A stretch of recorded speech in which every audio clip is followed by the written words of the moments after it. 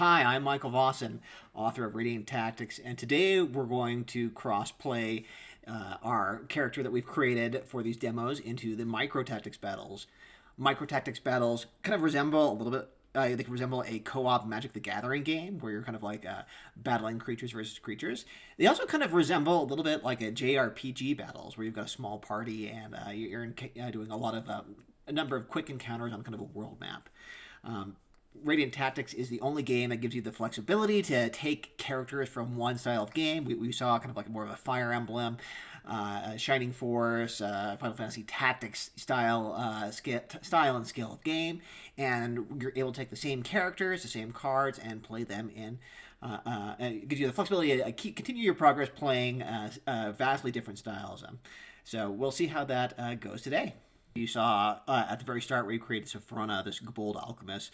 Sophrona's this bold who's kind of exited the bunker kingdom of Rex Sanguinis, moving to Aldar, looking for better prospects there. In the first adventure, we've had her just as a novice alchemist, that she was using these potions to good effect as a support character. But now that we've completed it, this is kind of one style progression where, for beating it, we're just going to advance her mastery there, just kind of show how that works. So what we've done is we've added a level in Weapon Master, which kind of is going to give her weapon focus here. So she will get a bonus to advantage using rifles. It can perform phase attacks like snapshots and rapid fire, and gives her a little bit higher weapon mastery. So she'll have better odds of better choices in attacking enemies with her rifle there. So now she's a little bit more between a support and a little bit more of a DPS character, gives her more options there. We can kind of imagine her either as kind of an inventor, making empowering her gun there, or maybe we'll imagine her as almost kind of like a Witcher-style soldier who's able to use the potions to kind of buff her own combat ability. I've set up the battle here on Roll20. Now, to see this demo and others, you can visit our website, www.radianttactics.com. There you'll be able to see some of our initial demos of the various styles that we're trying to support crossplay through. Now, keep in mind, we are still trying to optimize for these. We want our game to be able to play like the tactics genre's best hits. So things like Magic the Gathering, things like Shining Force, and Final Fantasy Tactics, to D&D style encounters, combat encounters, to all the way up to a 40K scale multi-squad engagements there.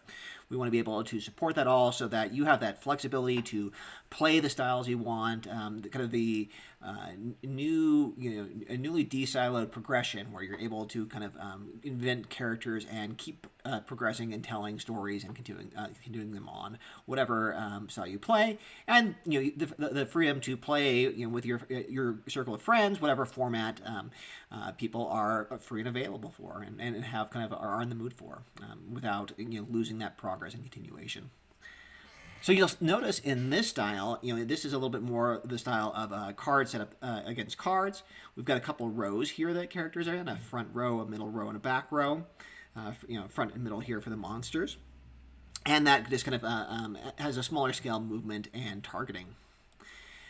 We also have in this mode, compared to our last playthrough, we're kind of introducing this kind of the precision mode of the weapon cards. So if you have a mace, there's two ways you could kind of use it. There's a burst mode over here that has all these D10 values. It's really good for getting a lot of choices, and at the when you want to give characters kind of a more complex decision space, this one's really excels at that. And then it kind of gives a little bit more of you get skilled crits here, so your roll of a 10 has a lot more effects than you do otherwise. With precision, you get, on the other hand, you get consistency and a lot more rapid ability to kind of resolve combat outcomes here. When you have a weapon, it's good at inflicting certain conditions there. So there's always one condition you can always inflict. So with the mace, you're going to consistently be able to apply destroy armor. There's no roll for this. You're just going to be picking that there. However, though, advantage still plays a big role here, so I'll zoom in a little bit so you can see this a little bit better. let's see with this. Okay, advantage still plays a role. So if I'm flanking, or if I'm getting the effects of a battle banner, or for Sophronia's purposes, that focus potion. Once you hit the advantage target, you unlock even new options there. So if I give my Dverg mace user a focus potion, they're going to be able to pick from arm loss and knockdown on their attack sequence as well.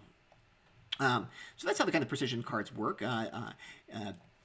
One of the really neat things about Radiant Tactics is that we try to support a really diverse range of builds and styles there. So you'll notice that we have a huge variety of species, Dverg, Fey, Were, of all sorts there, that give you kind of different defensive profiles. And then all the weapons are kind of designed to have their own focuses and niche, so that playing with a mace is different than playing with an axe, is different than playing with a long spear. For a very big set of weapons, a small subset that we're looking at here in the alpha.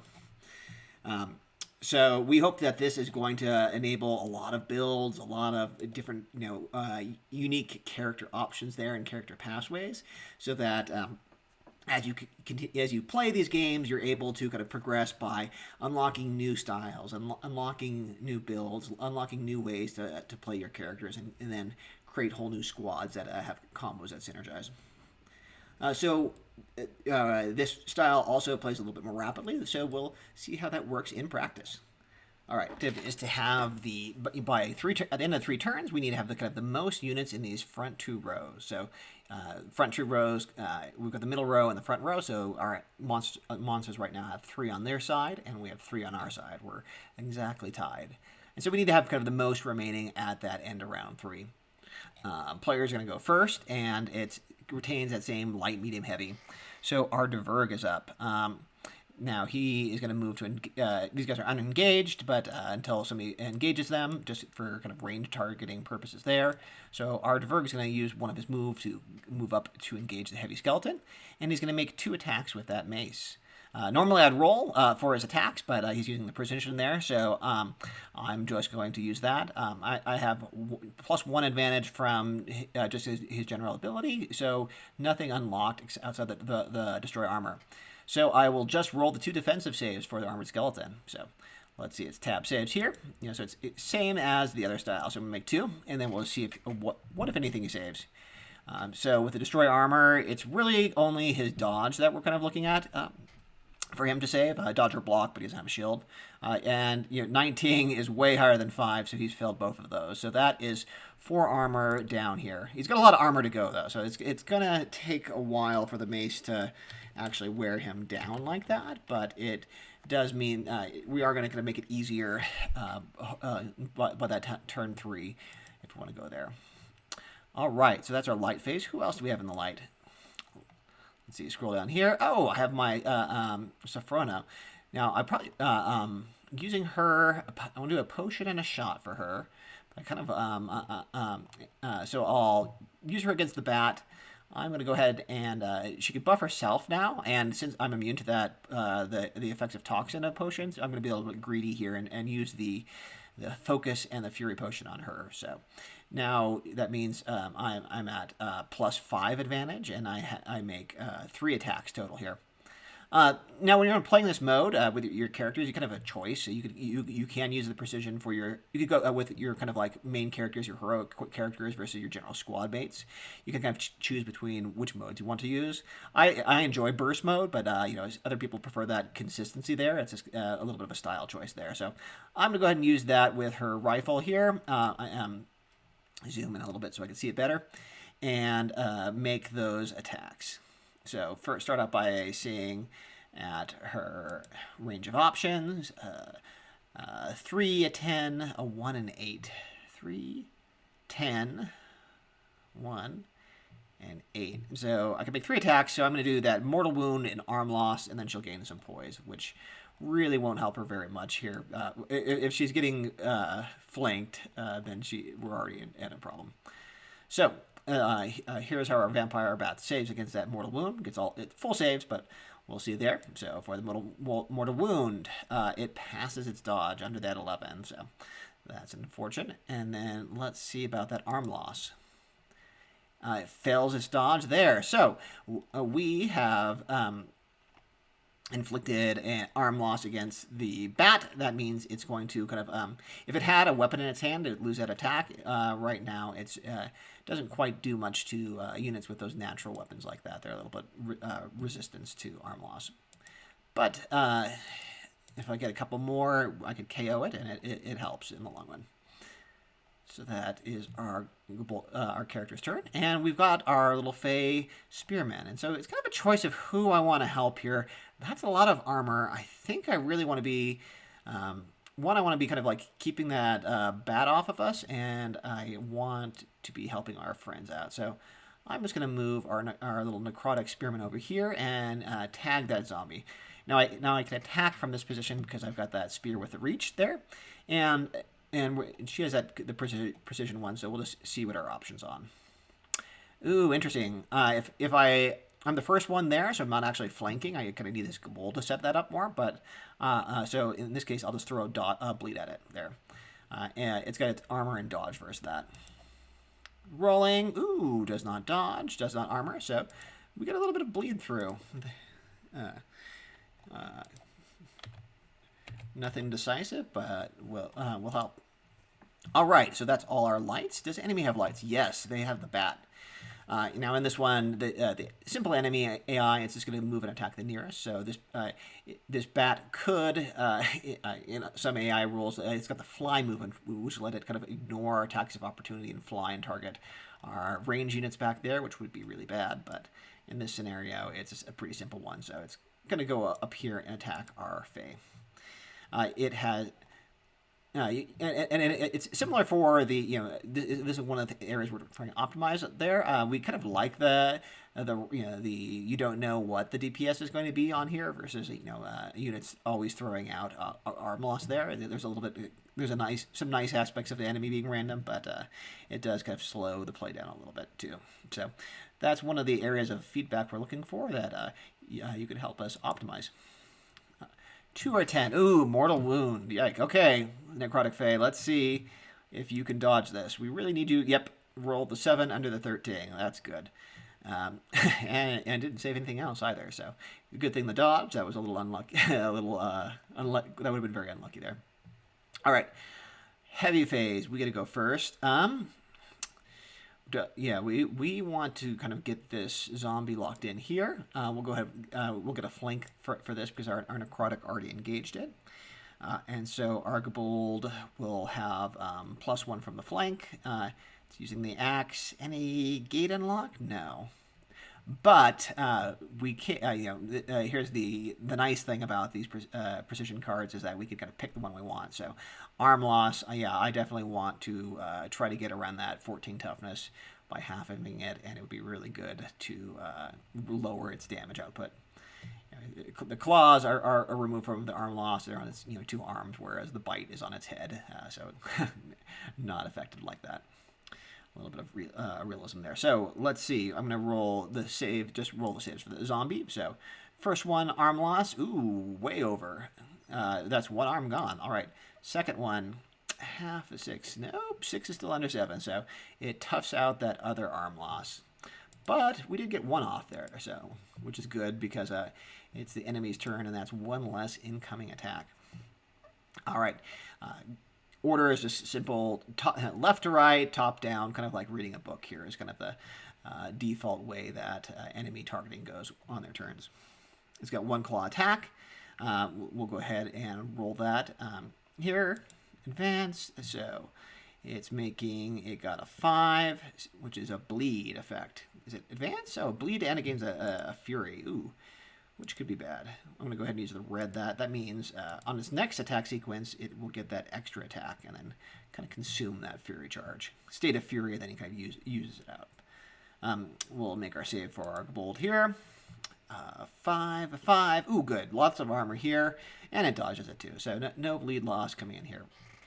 Now for armored skeleton, it's only novice, so we're only going to roll 1d10 here. Hand and half sword can be used 1 or 2-handed here. We're just going to assume it's using a 2-handed, and so that's going to make any bleed effect becomes a limb loss. Oh yeah, we got a bleed effect, so it's a Save versus a limb loss. Ooh, not good for our divert. Now I've been forgetting to declare. I've been forgetting to declare reactions. I could be choose to counter this, in which case I could drop a defense to get an attack in. But unless I have a character built for that, I don't. I prefer not just get the full defense. All right, a dodgy Verg, our lowest defense. All right, good thing we did not drop that dodge. Or we'd have lost a limb there. And that's it for round one. You kind of notice how much quicker that goes in when we adjust those settings, but while kind of retaining the same system of rules for combat that will let you play any mode you prefer. So our light units go first. We would really like to focus the bat, but with everybody in combat, I'd be kind of like when you shoot into combat with allies, when allies and enemies are engaged, you affect both units with that, which would be so. Don't really want to shoot our necrotic fae in the back. So what I will do here with Sophrona is move up and use a potion on someone. So I'm gonna she's got 5 moves, so one to the middle, and then a couple to get over here, but still within her movement range there. And so, let's see, he has no bleed. I can give 2 toxin, which won't proc that bleed there, so I'm going to go ahead and give, Argbold over here both the advantage potion and that focus potion there, and really hope that he, on its turn it could power through that zombie and take out that threat. So, I'll mark it. We could try to trust my memory, but that isn't always the winning strategy. All right, Deferg over here. I can't attack. I don't. So our unit with reach can kind of attack on the diagonals here, but our just kind of melee unit can't. So he's kind of stuck in this battle with the skeleton. I think that's okay. He's kind of wearing down the armor, so let's just kind of do that there. It's kind of the two maces. Don't even need to roll. Just picking that destroy armor 2 here, and so we'll just do the saves for the armored skeleton. So 1 and 2. Let's see. I'm really looking at the dodges here because armor don't save for armor loss with armor. 16 to 17, so that's more destroy armor here. It's at minus. Was that a minus 8 total there? So it's at 10 armor now. We're kind of making our way through it. Probably not going to get it so far to do bleed. In other scenarios, armor loss could be for certain boss encounters or really powerful enemies. Armor loss carries over between kind of encounters there, so it could be a really good strategy if you're pretty sure you're not going to be able to kill or very unlikely to kind of KO a unit, and you kind of want to take it over down a series of fights. Armor loss can be a really good tool for that. All right, that gives our spear unit there. I really don't like that bat. I could get a flank on these guys, but let's see. Let's look at our long spear. I can do a mortal wound on the flank, but it's not great at, not useful on either of those ones. On the other hand, like a bleed stack on this vampire pet's not going to kill it either. I guess I'll just do the bleed stack. I'll throw a bleed in against our bat. The armored skeleton's bleed resistant too, so that's no help. I could go for the on the other hand, I would be flanking, so I could throw a mortal wound. I think I might. Let's try that. Let's go for a long shot here. Mortal wound against this armored skeleton. Spear is one of my favorite weapons here. Long. Let's see. Oh, that's the D20. We didn't the D20 here. Wrong dice. So let's see. Oh, it would tough that out, and we would have gone through its armor. Actually, kind of. If it hadn't rolled so low on the toughness, we would have taken the armored skeleton out. All right. That is all our lights. Okay, so their lights. Their bat is going to kind of go in here and throw out its 1 advantage bite. It gets a 7. Let's see. Check out our bite here. It moved its row. It was up here. Bite. Oh, okay, good. That was another 10. A silence. Okay, it's not charging, so just a kind of a bleed and would auto interrupt our spell casting here, which would be bad if we were a spellcaster, but we are not. And another. Look at here first. Look at their highest defense. Yeah, under that 13, but otherwise would have get and hurt. It's a good thing our necrotic is so dodgy. that makes it the heavy phase. Oh, and we got the Fury and the advantage. All right. We want to take out this nano zombie before. Now, last round I forgot. The zombies auto counter. There's kind of like mindless fighting, things like that. So I should have done a counter, and they drop their lowest defense, so it drops its dodge. I'll go ahead and do that this turn here. Effects when they counter, kind of even if you get KO'd or stunned and things like that, your effects still go through. It's kind of resolved simultaneously like that. So with the axe, I have I've got the advantage. Let's see, 4 or 5. Does that unlock anything I want? Oh, reroll a block. That would be useful if it had a block. So I'm just going to do the 3 arm loss here to this zombie. And that's at half toughness. Let's see. Oh, it barely toughs that out. Equal or under a 7 is kind of what we're trying to get. It's trying to get. Another one. Come on. One more arm loss. Yes! Okay. An 8. And did it save anything else? No, it did not. So that is both arms out there.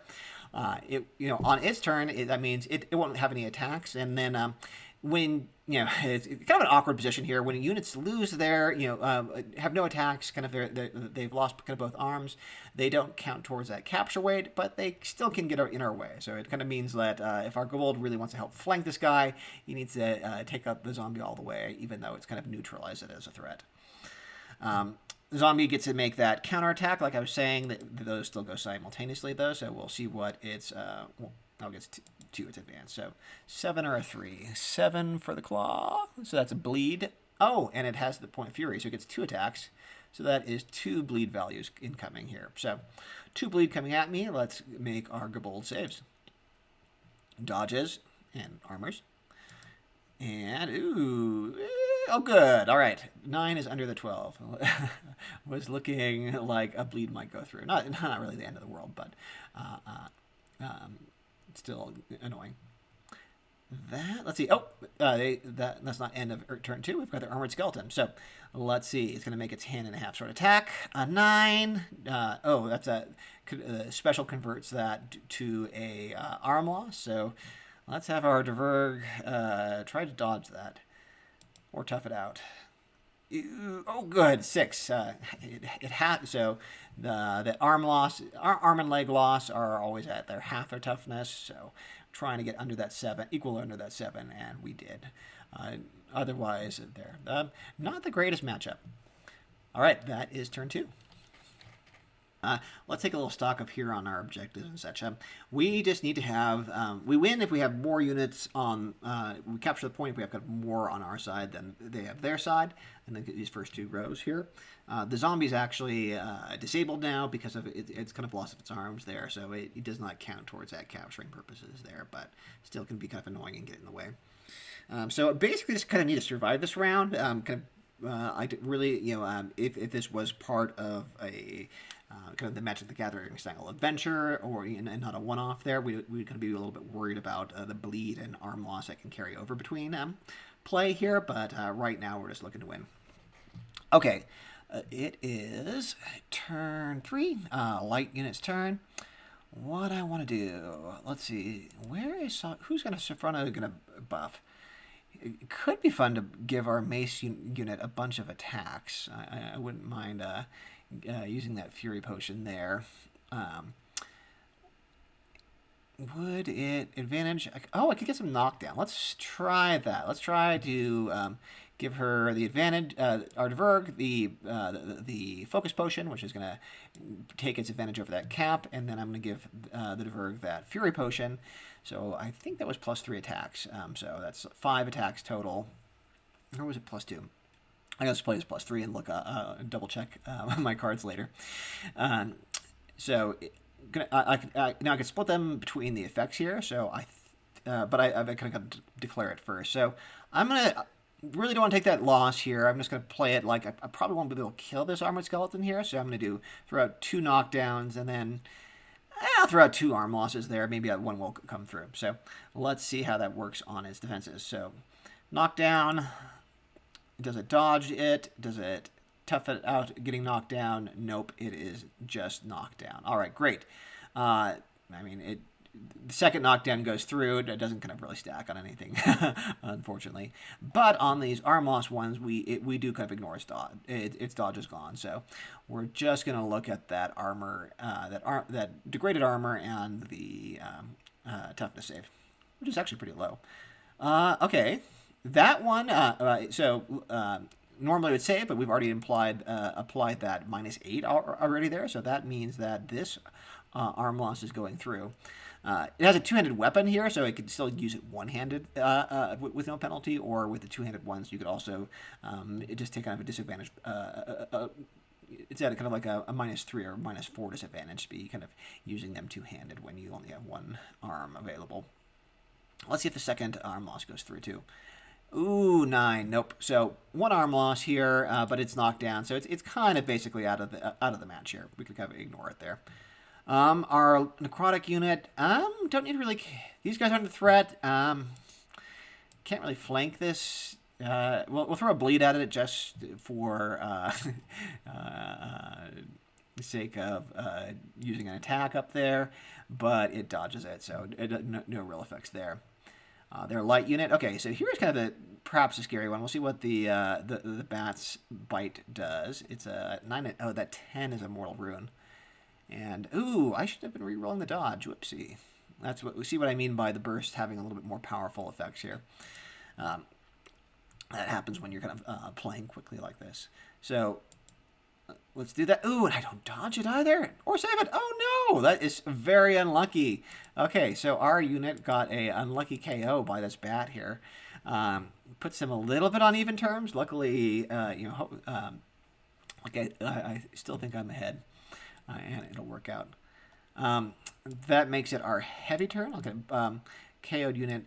KO units don't take up space, so we can just kind of remove them from play here.